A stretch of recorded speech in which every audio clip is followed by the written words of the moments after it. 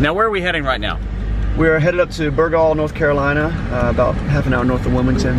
It is the hardest hit area. There's water like 10, some were saying 15 or 20 feet deep in some pockets there, so over roofs of people's houses.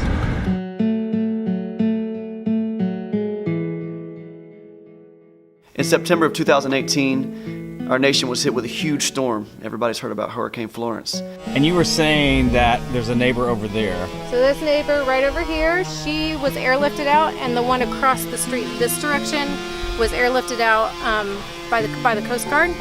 They have horses that had to be 2 ponies were airboated out, and the others they would leave by boat to higher ground so they didn't drown. The Wilmington, North Carolina area was hit just terribly. So how deep would the water be right now where we are? Where we are right now would probably be, right up to the dashboard or the halfway through the windshield of this car.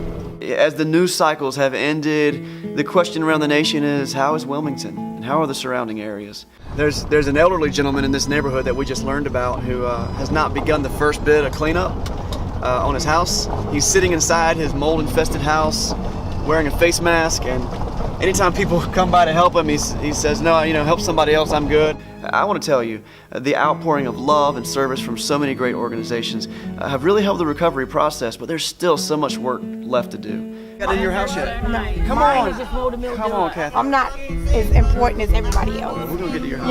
Whenever it's fine, I have to look beyond me to see the need for someone else. Some homes have had 10, 15 feet of water in their neighborhood. Others have to completely rebuild. So how much longer do you think it'll take for you to be able to move back in?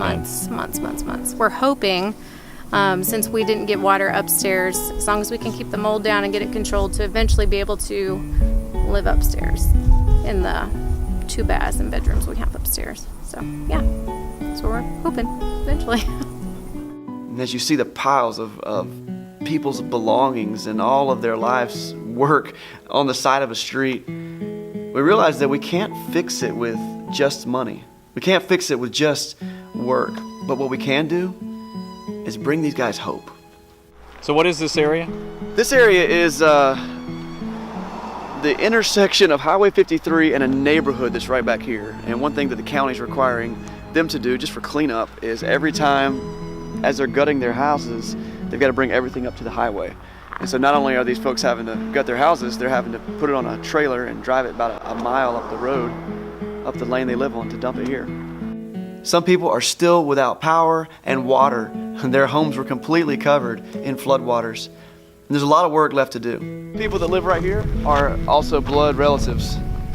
So they've lost not only their homes, but their closest of kin have also lost homes, and so it's hard for them to find places for the kids to stay. And can I invite you to partner with us? Visit DART-ILM.org, click Volunteer Now. You might not feel like you can help, but you know what you can do? Come visit, come serve, make a financial contribution to the effort, and let's bring hope to the lives of people who lost so much. Will you help us? Visit DART-ILM.org today.